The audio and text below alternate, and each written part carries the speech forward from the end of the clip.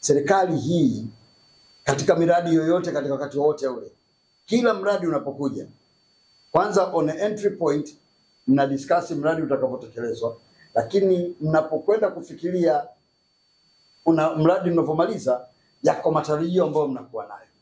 Sasa unakuta kwa mfano mradi umefanyika kwa mfano mkoa wa Kilimanjaro na mradi huo umefanyika mkoa wa Pwani. Lakini ukija ukitesti mafanikio au yale matokeo tarajiwa ni vitu viwili tofauti. Mradi ule ule, terms of references ni zile zile, implementation strategy ni ile ile, lakini tuna changamoto hiyo ambayo ipo kwa hawa wanawasifia kwa sababu ile manuscripts ya kwa ajili ya utekelezaji wa mradi, iwe entry point and out point, zote zimetekelezwa vizuri sana. Kwa hiyo nakupongezeni sana kwa jambo hili. Lakini pamoja nao pia nataka nikupongezeni katika kuendelea kuwasilisha ruzuku kwa kaya maskini zinazokidhi vigezo vya mpango mzima.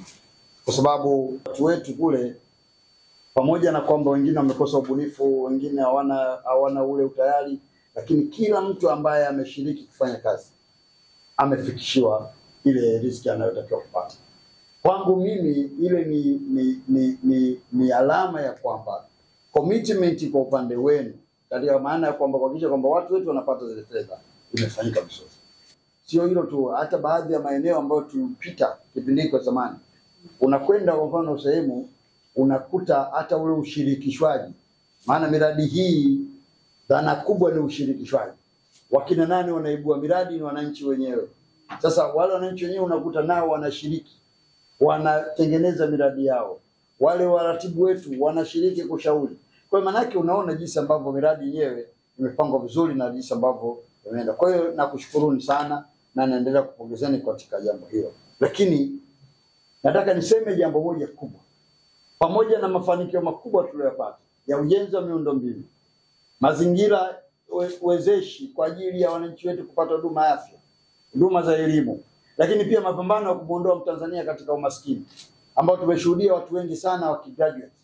Lakini sio hilo tu, pia leo hii serikali katika awamu hii ya 6 imefikia sehemu kwamba inamtaka Mtanzania yoyote anapokaa popote aweze kupata huduma za afya bure, pia ikiwa ni mpango mkakati wa kutekeleza mpango huduma ya afya ya bima ya afya kwa wote. Haya yote yanafanyika, lakini kweli usiofichika kwamba Watanzania walio wengi nje hawajui kama tunafanya haya. Mafanikio ni makubwa kuliko changamoto ambazo zinatokeza. Hivyo Watanzania wanatakiwa kuambiwa juu ya mafanikio haya. Hii itatupa uhalali wa wananchi kuendelea kuiamini serikali yao.